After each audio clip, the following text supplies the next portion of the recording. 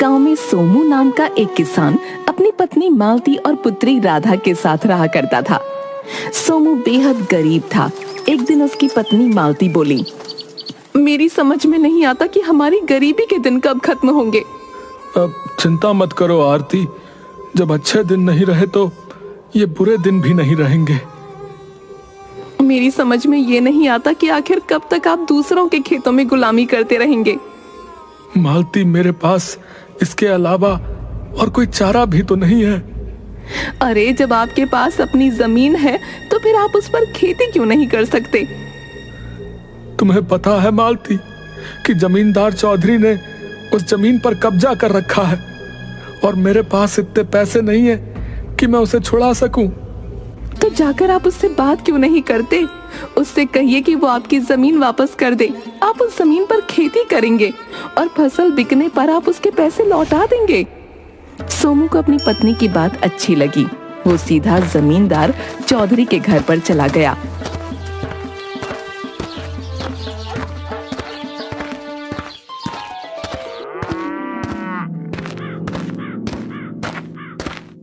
क्या बात है सोमू, क्या मेरे पैसों का इंतजाम हो गया है जो तुम मेरे घर पर आ गए? चौधरी साहब, पैसों का इंतजाम तो नहीं हुआ। और होगा भी क्यों? दूसरों के खेतों में काम करके तुम आखिर कितना कमा लेते होगे? मेरा ख्याल है तुम्हारे घर का खर्चा भी बड़ी मुश्किल से चल पाता होगा। चौधरी साहब, जब आप सब कुछ जानते ही हैं तो फिर आप मेरी मदद क्यों नहीं करते? तुम्हारी ही मदद की थी ना मैंने, तुम्हें पैसे देकर, मगर तुमने ब्याज चुकाना तो बहुत दूर की बात है, तुम तो मूल तक नहीं दे पाए। अब आप मुझे मेरी जमीन वापस कर दीजिए चौधरी साहब। मैं अपनी जमीन पर खेती करूंगा और फसल बिकने पर आपकी पाई पाई चुका दूंगा। तुम्हें मैं क्या मूर्ख दिखता हूं, हैं? जब तक मुझे मेरे पैसे वापस नहीं मिल जाते तब तक मैं तुम्हें तुम्हारी जमीन वापस नहीं लौटा सकता। अब तुम जा सकते हो यहां से। सोमू उदास होकर जमींदार के घर से बाहर निकल आया और अपने घर की ओर जाने लगा कि तभी बाजार में उसे गांव का मुखिया मिल गया। अरे सोमू, तुम्हारे चेहरे पर ये उदासी कैसी भाई? और आज तुम मेरे खेत पर काम पर भी नहीं आए। सब कुछ सही तो है ना? अब आपको क्या बताऊं मुखिया जी, जमींदार चौधरी से अपनी जमीन वापस मांगने गया था, मगर उसने टका सा जवाब देकर मुझे वापस कर दिया। क्या तुमने उसके पैसे लौटा दिए? नहीं मुखिया जी, मैं उसे यही बताने के लिए गया था कि अगर वो मेरी जमीन मुझे वापस कर देता है तो मैं उस पर खेती करके फसल बिकने के बाद उसके सारे पैसे चुका दूंगा। सोमो, तुम जानते हो कि जब तक जमींदार को तुम उसके पैसे नहीं दोगे तब तक वो तुम्हारी जमीन नहीं लौटाएगा भाई। आप ठीक कहते हैं मुखिया जी। समझ में नहीं आता कि आखिर मैं पैसों का इंतजाम कहां से करूंगा। अब चिंता मत करो सोमू, ईश्वर पर भरोसा रखो, सब कुछ सही हो जाएगा। सोमू वहां से सीधा घर चला गया। घर जाकर उसकी पत्नी उससे बोली, आखिर वो अपने आप को समझता क्या है? तुम्हें अब मुखिया के खेतों में काम करने की कोई जरूरत नहीं। मेरी समझ में नहीं आता मालती, आखिर तुम चाहते क्या हो? सिर्फ मुखिया ही है जो मुझे अपने खेत पर काम करने देता है, समझी? और इसके बदले तुम्हें देता भी क्या है, सोचा तुमने? तुम आज से जंगल में लकड़ियां काटने जाओगे और वो लकड़ी बाजार में बेचोगे। इतना बोलकर मालती ने एक बड़ी कुल्हाड़ी सोमू को पकड़ा दी। दूसरों की गुलामी करने से तो यही बेहतर है। सोमू कुल्हाड़ी लेकर सीधा जंगल की ओर चला गया।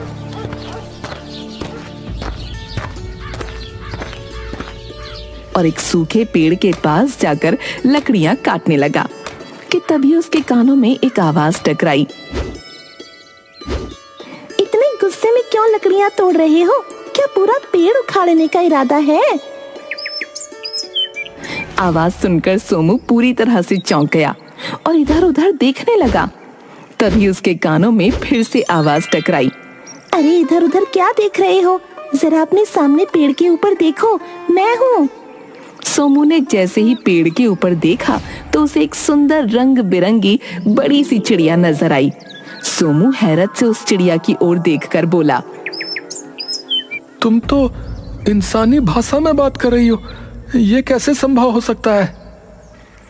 संभव हो सकता है, बिल्कुल संभव हो सकता है, क्योंकि मैं एक जादुई चिड़िया हूँ। मैं इस जंगल में पहले भी आता जाता रहा हूँ, लेकिन मैंने तो इस तरह की जादुई चिड़िया इस जंगल में कभी नहीं देखी। मैं इस जंगल की नहीं, बल्कि यहाँ से बहुत दूर के जंगल की हूँ, जहाँ पर इंसान नहीं आते जाते। तो फिर तुम यहाँ क्या कर रही हो? मैं अपने झुंड के साथ उड़ती हुई यहाँ से निकल रही थी और आराम करने के लिए इस पेड़ पर कुछ देर के लिए बैठ गई। मुझे नींद आ गई और मेरा झुंड मुझे छोड़कर चला गया। तो इसका मतलब तुम अकेली रह गई? चिंता मत करो, वो मुझे ढूंढने के लिए वापस जरूर आएंगे। तब तक तुम क्या करोगी? तुम मुझसे दोस्ती कर लो और मुझे अपने घर ले चलो। तुम मेरा ख्याल रखो, बदले में मैं तुम्हारा ख्याल रखूंगी। और वो कैसे? पहले मुझे अपने घर तो ले चलो। इतना कहकर भी चिड़िया उड़ते हुए सोमू के कंधे पर बैठ गई। सोमू उस चिड़िया को लेकर सीधे अपने घर चला गया।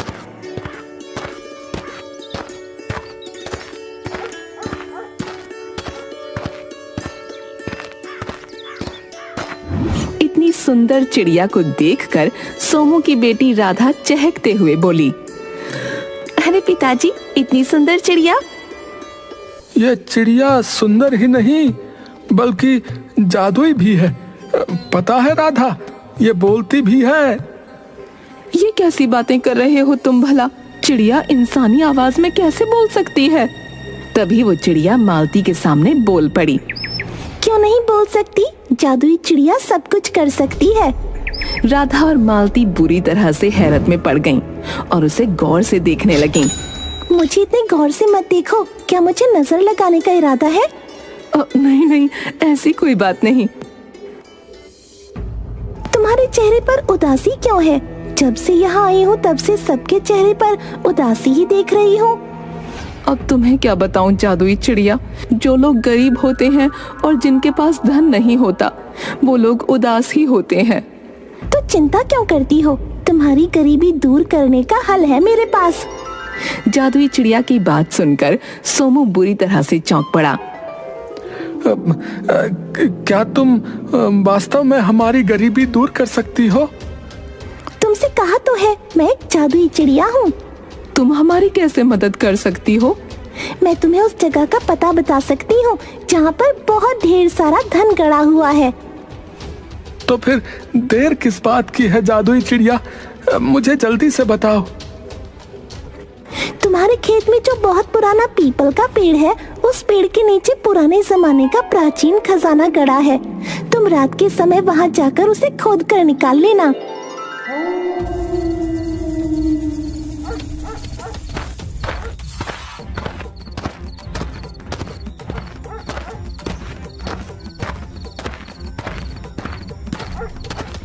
सोमू उसी रात अपने खेत की जमीन से सारा धन खोदकर निकाल लाया।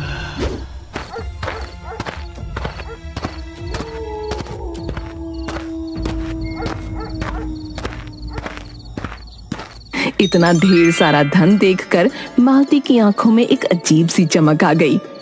इतना सारा धन तो मैंने अपने जीवन में कभी नहीं देखा। अब हमारे दुख के दिन समाप्त हो गए आरती। तभी वो जादुई चिड़िया सोमू के कंधे पर बैठकर बोली, अब तुम इस धन से अपनी गरीबी दूर कर सकते हो। कुछ ही दिनों में सोमू बहुत ज्यादा अमीर हो गया और जमींदार चौधरी के पास जाकर बोला,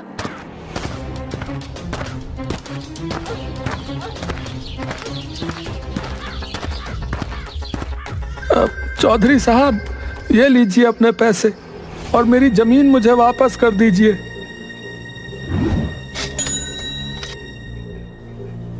अरे सोमू, अरे भाई तुम खड़े क्यों हो? बैठो ना, मैं तुम्हारे लिए चाय बनवाता हूँ। चौधरी की बात सुनकर सोमू बुरी तरह से चौंक पड़ा। चौधरी साहब, आप मुझे अपने बराबर में बिठाएंगे? सोमू, अपनी बराबरी में बराबर वालों को ही बैठाया जाता है। अब तुम हमारी बराबरी के हो चुके हो। मैंने देखा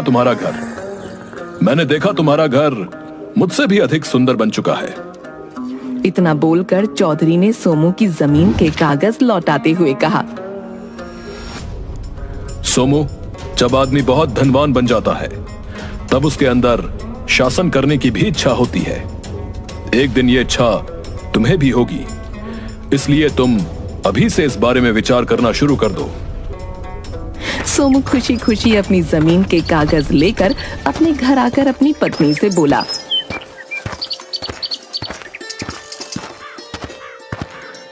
आज चौधरी साहब ने मुझे अपने बगल में बैठाया और पता है, उन्होंने मेरे लिए चाय भी बनवाई। और तो और उन्होंने ये भी कहा कि जब आदमी के पास धन आ जाता है तो उसे शासन करने की इच्छा भी होती है। उनकी ये बात मेरी कुछ समझ में नहीं आई। सोमू की बात सुनकर मालती बुरी तरह से चौंक पड़ी। इसका मतलब हमारा सम्मान गांव में काफी बढ़ चुका है। उनका कहने का मतलब ये था बुद्धू कि हमें अब गांव में और भी जमीनें खरीदनी चाहिए। लेकिन उसके लिए धन कहां से आएगा? हमारी ये जादुई चिड़िया किस काम आएगी? इतना बोलकर मालती जादुई चिड़िया की ओर देखकर बोली, क्या तुम हमें और धन नहीं दे सकती? मालती की बात सुनकर मालती की बेटी राधा बोली, ये कैसी बातें कर रही है माँ? याद कीजिए, कुछ समय पहले हमारे पास पेट भर के खाने के लिए भी भोजन नहीं था। अरे हाँ, हमें पता है भाई। हम बस अब इतना धन और चाह रहे हैं कि हम गांव की और जमीन खरीद कर उसमें खेती कर सके। जादुई चिड़िया सोमू की ओर गौर से देखते हुए बोली, तुम सबने मेरी बहुत सेवा की है, इसलिए मैं तुम्हारी ये बात भी मानूंगी। इस गांव के मुखिया के खेत के आगे जो जंगल है, वहाँ पर एक सफेद वृक्ष है। उस सफेद वृक्ष के नीचे एक राजा का बहुत पुराना सोने और चांदी का बक्सा रखा है, तुम उसे निकाल लो। सोमू उसी समय उस सफेद वृक्ष के पास गया।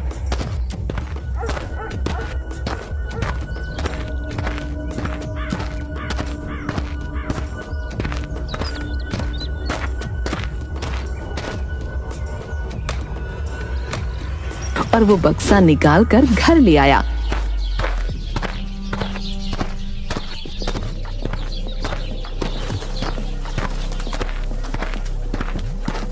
इतना सारा सोना देखकर मालती की आंखें चमकने लगीं। ये तो बहुत सारा सोना और चांदी है, इसे बेचकर तो हम पूरा गांव खरीद सकते हैं।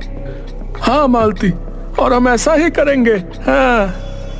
सोमू अगले दिन उस सारे सोने को शहर में बेच आया और उसने गांव के बहुत से लोगों की खेती मुंह मांगी कीमत पर और जबरदस्ती खरीदने लगा। एक दिन सोमू मुखिया के पास जाकर बोला, मैं तुम्हारी जो है जमीन खरीदना चाहता हूँ मुखिया। अब सोमू, मैं जानता हूँ तुम बहुत धनवान हो चुके हो, लेकिन ये जमीन मेरे पुरखों की है भाई, मैं इसे नहीं बेच सकता। मैं तुम्हारी जमीन की मुंह मांगी कीमत दे सकता हूँ। अब मैं तब भी नहीं बेचूंगा भाई। मुखिया की बात सुनकर सोमू को अब क्रोध आने लगा। तभी वहाँ पर चौधरी आ गया और सोमू की ओर देखकर बोला, सोमू, जब सीधी उंगली से घी नहीं निकलता तब उंगली टेढ़ी करनी चाहिए।